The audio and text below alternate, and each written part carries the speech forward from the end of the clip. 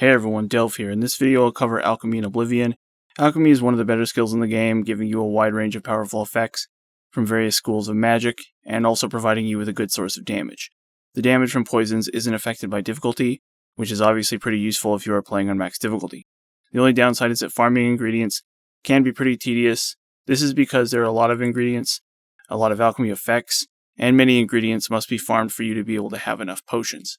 For this reason, alchemy isn't a skill I particularly like, but undeniably extremely powerful, even more so than restoration, I think, but not as convenient as illusion. For your race, this is one of those situations where you can do just about any race you like, any of the good races anyway, of which one is the Wood Elf.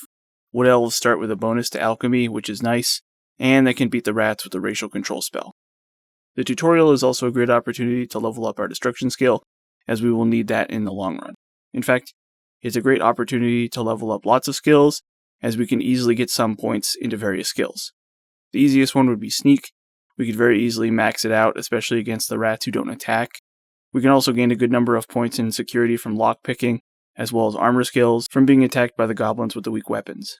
As far as I know, the only skill you can get to 100 is Sneak, and you can do that if you want to, but it's not necessary, and it probably won't save you time in the long run. It will of course help you sneak though, but not at all necessary for this character, as most enemies will detect us long before we are able to kill them. For our star sign, you absolutely want the Atronak. There's no better option. Alchemy will give us essentially infinite mana on demand, and has no way of dealing with enemy magic, so it's the only real option. On top of that, we don't really have that much use for spellcasting anyway, so it won't really be that much of a hassle. For your character class, I recommend Magic Specialization, just to make leveling up easier. For your bonus attributes, Speed and Endurance are probably the most useful.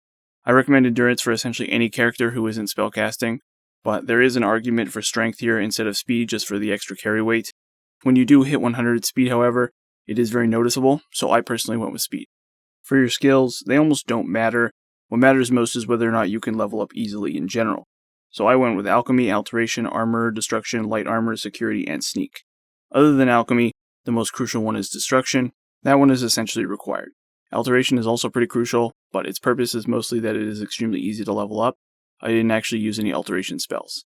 Light Armor is really nice because having some baseline defenses will help us reach the armor cap faster, and Armor is also really nice so we can then repair our enchanted pieces of armor. Security and Sneak are decent at what they do, totally unnecessary for this character, but also not that bad to level up. Okay, once you're out of the tutorial, it's time to start leveling Alchemy. I mentioned this in the Mysticism video. Almost certainly the fastest way to do it is to go to the ODL farm down the road from Wayne Priory. Grab all the carrots and tomatoes, or whatever, and turn them all into Restore Fatigue Potion. Then you can just go to Frostcrag Spire or wherever, wait 3 days, and come back and do it again. There probably are other farms out there that are viable locations, but I'm personally not convinced there's one that is actually faster. Incidentally, this is also a great way to make gold for skill training or whatever else you like. For this particular character, I spent my gold on training armor, so I could get to 50 armor and repair enchanted weapons and armor.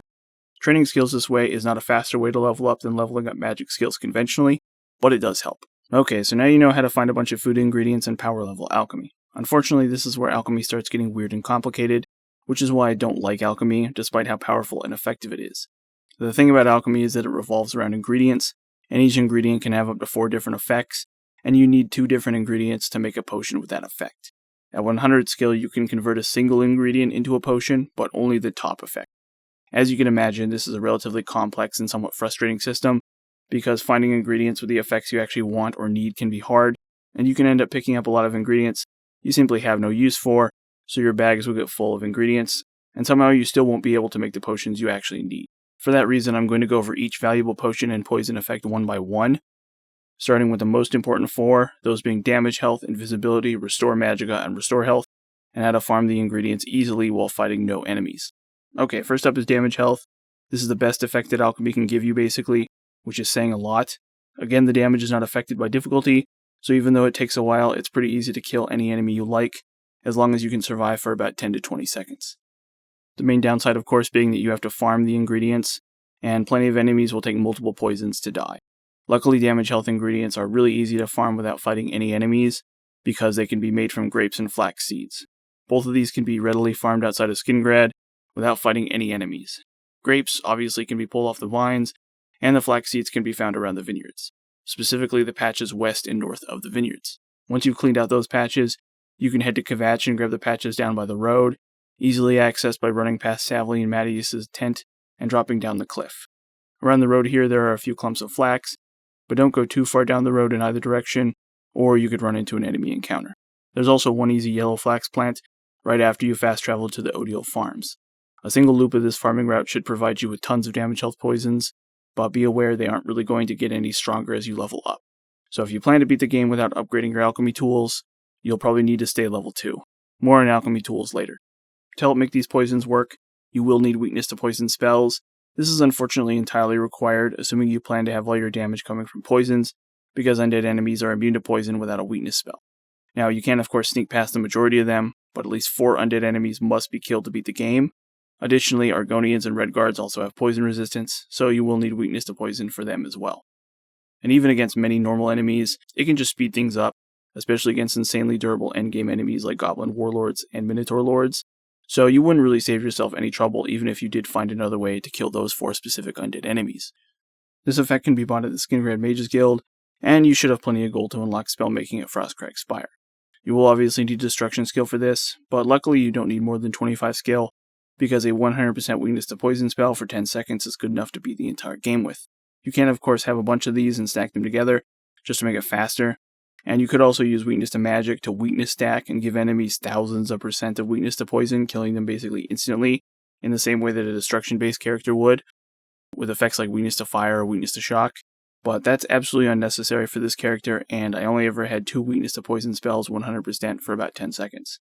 It's also important to note that the duration of the spell doesn't matter too much, so you will want to cast the spell and then apply the poison before it wears off. The poison seemingly only checks the enemy's weakness to poison as you apply it, not at every tick of its duration. There's really only one more thing you'll probably need to beat the game, that being invisibility potions. Especially if you are staying low level, you'll still be able to make surprisingly strong potions with around 27 seconds of invisibility, even with novice level alchemy tools. Invisibility is extremely powerful, with the only downside of course being that you'll need quite a lot of them to use them extensively, and that will require farming a lot of ingredients. Fortunately, the developers were kind enough to provide plenty of sources of invisibility, as long as you know where to farm them. The easiest one to farm is aloe vera leaves, and these are really safe to farm, but there also aren't that many plants out there in the game world. The first one is just near the entrance to the Kvatch camp. From there, travel to the Anvil stables, and there are 4 more in front of the gate. Next, travel to the Anvil dock gate, and there's 1 more near that. And then going through the dock gate, you can find some more as you go along the pier on your left. And there's also 1 in front of the Anvil lighthouse as well. The last 2 easy ones can be found near the Leyawind West Gate, inside the city itself. This ingredient is nice, because not only does it have invisibility, but it can also be turned into restore health potions as well, in a pinch. Next I'll cover Motherwort. This can be found in large quantities in 2 different places. The first is around Bruma, if you follow the walls of the city going south and then west. The main landmark is that they are mostly east of the Bruma Caverns, and in my testing there were no enemy encounters nearby. Also near the Motherwort is a few plants of wormwood, pretty close to the Motherwort. These plants also have the invisibility effect, so you'll want to grab those as well. There's also 1 more great source of Motherwort that's to the northwest of Skingrad. If you go to the flax plants north of the Cereal Vineyards, and then head basically due west, you'll approach the Shrine of Talos. Nearby is a rock surrounded by Motherwort plants, as well as a few near the shrine itself. As long as you stay just north of the Cereal Vineyards and near the shrine, you should get no encounters, and also there are a few more flax plants around here as well. One last stop for invisibility potions is outside of the Leyawind East Gates. If you follow the road east out of Leyawind, you'll find a handful of redwort flowers. These also have invisibility and are hard to miss. If from there you keep going east past the river, you'll find Darkfathom Cave, and there's a decent stretch around here going east and south where it seems like you don't get any encounters. Although I did have 1 mud crab encounter close to the river, so you may want to avoid heading too far south along the river. There are actually lots of really good ingredients here in this region, but finding them or remembering where they are is extremely difficult, so I don't like farming this area too much if I don't have to. There are some more redwort flowers around though, which are hard to miss, and also some stinkhorn as well, which is another ingredient with invisibility. Unfortunately, these are really tough to locate and are well hidden, so I don't recommend even trying to farm them, but if you have a really good memory, you can grab those and the extra redwort flowers, but this is optional as far as I'm concerned, and if you have to look around at all for them, you're probably not actually saving yourself any time, you may as well just reset the loop. Next I'll go over Restore Health. This is actually probably the strongest effect overall, and in all likelihood you will need this one whenever you take damage from enemies. The first ingredient is lavender, and it can be found safely south of the Imperial City. If you look on your map, you'll see kind of an island here, and this island has no enemy encounters, although there may be some encounters nearby, so you'll want to swim to this island from the Imperial City waterfront district. The lavender plants are around the rocks in the area. You can also find the nearby town of Pell's Gate to make fast traveling here quicker in the future. You'll need one more ingredient, of course, for restore health potions, the easiest one being fly amanita caps, and these can be easily farmed in the graveyard around the Imperial Palace in the Imperial City. Both lavender and fly amanita can also be found in decent quantities in Leia City as well. Next up is Restore Magicka. This is an extremely good effect, and it's basically required if you have the Atronach and are casting spells at all. Flax seeds, which I've already gone over, are an easy to farm ingredient that has this effect. But you can also grab a few Steel Blue Entaloma around the entrance to Wayne Priory, as well as in the Talos Plaza district in the Imperial City, and a bunch can also be found in Leia City. Okay, so those are the 4 most important potion effects. The nice thing about these effects is that they work no matter what level you are, and also are useful even if you have low-level alchemy equipment.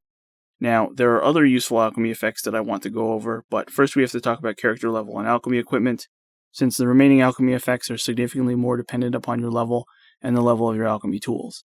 Alchemy tools come in 4 levels, but you really don't need better than Novice if you aren't leveling up. Novice, of course, being easily obtainable from any mage's guild. Now, apprentice level equipment can be found at fixed locations, even at level 1, such as in Syl's bedroom in the Shivering Isles, or near Martin towards the end of the main quest. But more crucially, a complete set can be located in Fathus Aren's tower. This area can be entered either by sneaking into Bravel Castle, or through a mysterious trapdoor at the bottom of a lake, which is located southeast of the strange door to the Shivering Isles. The trapdoor itself is just below the upper left corner of the A in the word Bay on the map, and I went in that way, although you will absolutely need a water-breathing potion and a light potion as well, if you do plan to dive down to the trapdoor. The dungeon is also kind of sprawling, so hopefully you know your way around it, and there are many locked doors, so you'll either need to pickpocket the key off the wizard, or pick all of the locks, which is what I did. The full set is at the end of the dungeon, and all of the pieces have the stolen tag, so that's a great start. It means they'll all be taken away from you if you ever get arrested. To fix that, you'll have to join the Thieves Guild and sell them to a fence, and then buy them back. But even if you do go through all this trouble, the actual bonus that Apprentice Alchemy tools have over Novice ones is extremely small. So I personally can't really recommend bothering, even if it is technically an optimization for a level 2 character. If you're beating the game like that, Novice Alchemy tools are absolutely good enough. Now if you are leveling up, however, you will need Master Level Alchemy tools. Master Level tools only appear in treasure chests in certain dungeons at level 17 or higher, so while you are farming ingredients and leveling alchemy, I do highly recommend you spam cheap spells to power level your character. You can also, of course, buy skill training, but I wouldn't worry too much about this. Much easier to farm up Magicka potions and spam spells than to try to farm up enough gold. For this character in particular, leveling Alteration, Alchemy, and then paying for some training was enough to hit level 17. Other skills besides magic you could consider are acrobatics. That actually seems like a great candidate. Just jumping wherever you go seems to level up quickly enough. And then lastly, security. You can farm any lock easy or higher infinitely by simply picking one pin and then leaving the minigame, which can reset the lock. Alternatively, you can just buy lock picks from Shady Sam outside of the Imperial City walls, just north of the stables, and then spam the auto attempt button. That will also level your skills if you don't feel like doing the minigame that much. Speaking of lockpicking, how you do it is you just watch for the pin to go up slowly. So when you push the pin up, it will either rise quickly or slowly, and you just watch for the slow rise. It is subtle, and this is made slightly trickier in the original version of the game because the minigame likes to lag. And once you get used to the minigame in general and what to look for, it shouldn't be too overwhelmingly tricky to pick a very hard lock even with extremely low security skill. And thank you to the old knight for teaching me how to pick locks in this game. But anyway, as you level up, I recommend endurance, speed, and strength for stats. Endurance and speed are fairly obvious, and I like strength as this character so I can hold more potions and ingredients. Once you hit level 17, novice level potions, especially damage, health, poisons, simply aren't going to cut it anymore. Enemies will simply become far too durable.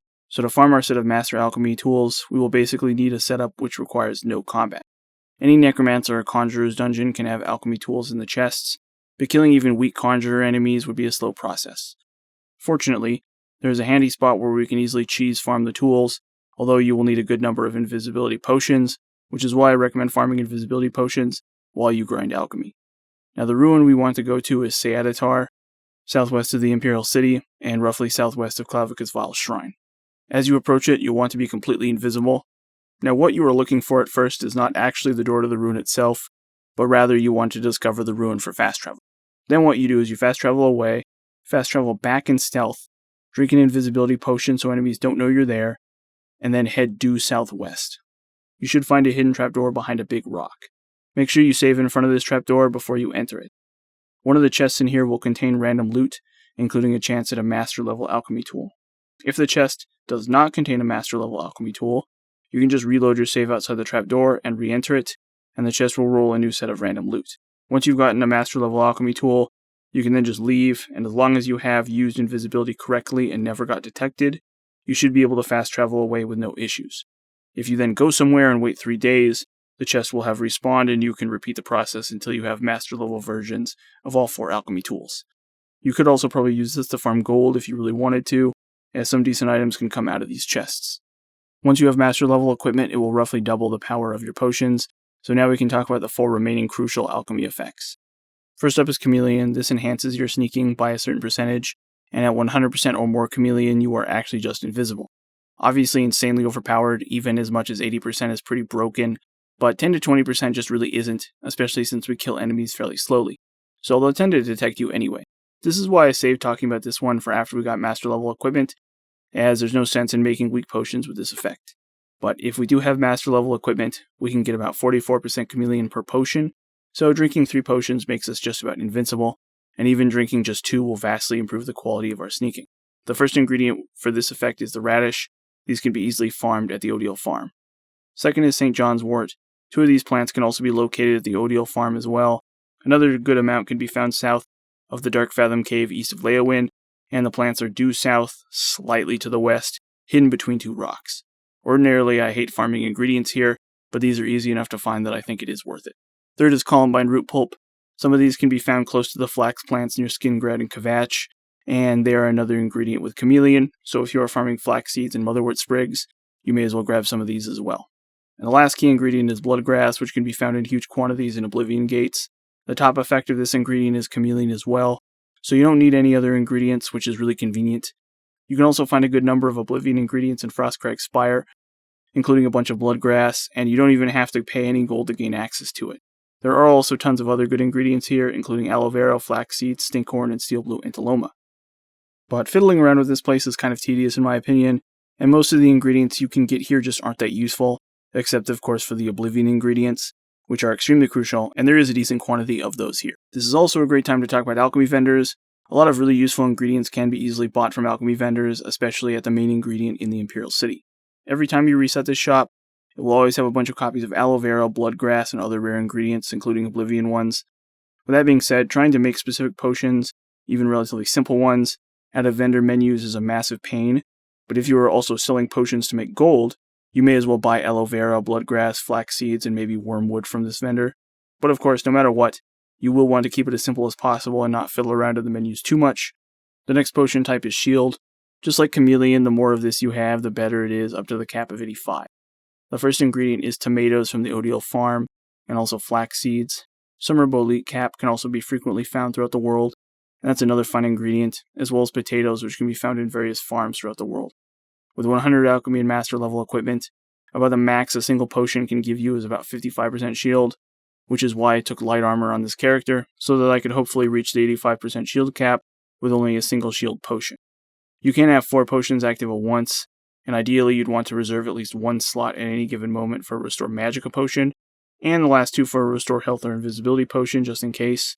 With a Restore Health potion, about 85% shield can keep you alive against probably any melee enemy in the game, especially if you have 2 Restore Health potions active at the same time. Those are the most useful potion effects. One more that's in theory really powerful but I never actually found useful would be Paralyze. I guess you could just stop enemies from running around really obnoxiously, so not a bad idea. Milk thistle plants can be found in and around Bruma and Kvatch, with a few easy plants in Leyawind City as well. And then the other plant would be Harada root, which can be farmed in Frostcrag Spire. Again, not an effect I ever felt like I really needed, but it is a powerful effect, and since the duration of the effect can never be shorter than 1 second, it may be useful for a low-level character. Silence is another powerful effect I've made extensive use of in my other Oblivion guides, but weirdly I didn't find it useful at all for this character.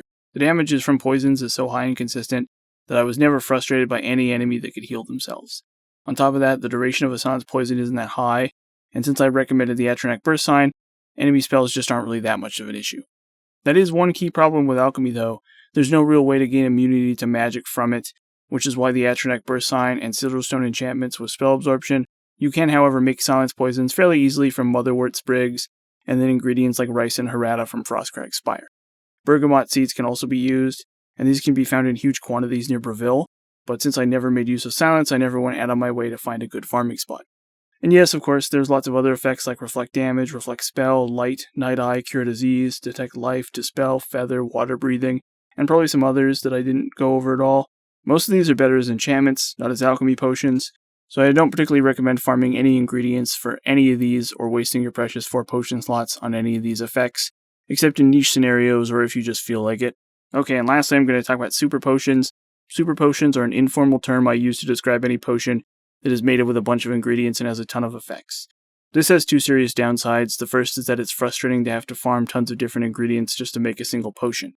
The next problem is that potion effects usually don't line up in duration length, so if I have a custom potion with Feather and some other effect attached, that's actually really terrible because the Feather effect will last extremely long. But the other effect you will have alongside it will expire, and then one of your precious 4 potion slots is consumed with a Feather effect that basically does nothing in combat, and so you could have just easily cut out the middleman and just drunk a single potion with Feather if you wanted the Feather effect. Now there is a glitch where you can drink 4 potions from the menu and 3 more from your hotkeys, but that was never something I had to do because I like to keep it simple and keep really good tabs on whatever potion effects I have, how long they last, and things like that. Plus, I prefer to focus on farming key ingredients and the potions that I actually need, as opposed to random junk ingredients and complicated potions that don't really do me any huge favors. So in my opinion, there's literally no reason to ever make a potion with more than a single effect on it, period, except as like a byproduct, and even then it's not really good. Poisons, however, are a different story, and now it's time to talk about fire damage, frost damage, and shock damage as poison effects. On their own, these effects are actually stronger than the regular damage health effects. Be aware, however, that enemies immune to poisons, such as the undead, are still not affected by these poisons unless you've applied a weakness effect. And of course, they have the downside in that they aren't as easy to farm as damage health poisons.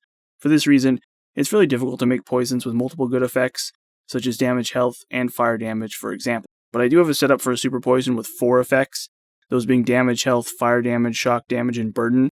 And while this poison is probably unnecessary overkill, it is funny to watch it rapidly kill enemies. The problem is, of course, that it's going to be more work within a lot of poisons, but not that much more work. With that being said, it's important to note that you can apply as many poisons as you like to any given enemy, so in most scenarios it's tough to justify spending extra time farming. This is also as good a time as any to talk about the Oblivion Alchemy calculator from the UESP wiki. Here you can specify your alchemy level, alchemy tools, and other factors to search for which super potions are possible, and what ingredients you'll need to make them. Like I already said, it's my opinion that super potions are simply impractical, but if we look at for damage health, fire damage, and shock damage, we can find a potential recipe. And as you can see as we scroll down, we can see our poison right here. For this we'll need Steel Blue Antiloma, Black Tar, Fly Amanita Cap, and Impgall or Spittlestick. Steel Blue Antiloma is again found around Wayne Priory and the Talos Plaza District, and Leyawiin City. Fly Amanita can be found in huge quantities around the Imperial Palace, and Spittlestick can be farmed from Frostcrag Spire or bought from alchemy merchants, and Impgall is often sold by alchemy merchants as well. In particular, the main ingredient in the Imperial City likes to stock these. That just leaves Black Tar, which can be harvested from the giant mushrooms in the Shivering Isles, either the saplings or dripping off the giant ones. Around 10 of these can be harvested in the Fringe, and more can be found all around Dementia. But the easiest way to farm them is from the dungeon called Naughty Bramble, just off the road about halfway between the Fringe and New Sheoth. Unfortunately, this will mean contending with enemies, but if you can make chameleon potions, you can of course farm them pretty easily in large enough numbers. For a low-level character, probably the best place to farm these is in the Fringe, and the first can be located outside the door into the Shivering Isles. Once inside, you can head down the road and grab a few, and there's one more kind of hidden directly northeast of the door. From there, you'll want to go southeast of the door and grab 2 more. Next, you'll want to avoid the first puddle down the road, as that has an encounter with a Grummite. And then, there are plenty along the road between the door and pass wall, as well as a bunch in pass wall itself. There's one more to the east of the area with the gatekeeper, and finally 2 can also be found near the door to the Garden of Flesh and Bone, so it's certainly not necessary to go to the Naughty Bramble dungeon to farm these, which means you don't need chameleon potions. But in my opinion, it is slightly faster to go to Naughty Bramble, even if your farming route is optimized. Once outside the Fringe, the road to New Sheoth is littered with enemies, so I'm not sure that farming along the road makes sense either, Although you can take a look, apparently there's a really good spot right along the road super close to the fringe, but when I looked really closely, it didn't seem that great. But for a low level character, it may be worth checking out. Maybe you can poison kill 1 or 2 enemies, and then get a bunch of black tar, and it may be kind of worth it for you. Once you have these cooked up, they will kill enemies comedically quickly, but they're not really necessary in most scenarios, assuming you are making use of chameleon or shield potions. But there were plenty of scenarios with lots of enemies, such as the Great Gate, where these were extremely helpful keeping down the hordes of Daedra. And in fact, you could probably beat the actual gate itself with these if you wanted to, although as usual I just use invisibility potions. Definitely really helpful in keeping Martin safe, but I use a lot here, and it really illustrates why I don't really like alchemy or super potions, because it was a lot of work farming those ingredients just to kill a bunch of Daedra at the Great Gate. And again, in most situations, you can always just apply multiple poisons to the same enemy, and that's actually probably just a more efficient way to do things in general. Mankar Cameron is a great example. I didn't even bother with the super poisons against him, I just hit him with a bunch of regular poisons and he died rapidly. That is one nice thing about alchemy. For how tedious it is to use most of the time, it absolutely is one of the best and easiest ways to kill Mankar Cameron, probably even with really low alchemy skill and weak equipment. As long as you can survive, you can probably work him down pretty easily with just poisons, no matter what skill level your character has. So always a decent failsafe if you are struggling with Mankar Cameron, who I have always considered a hassle to fight.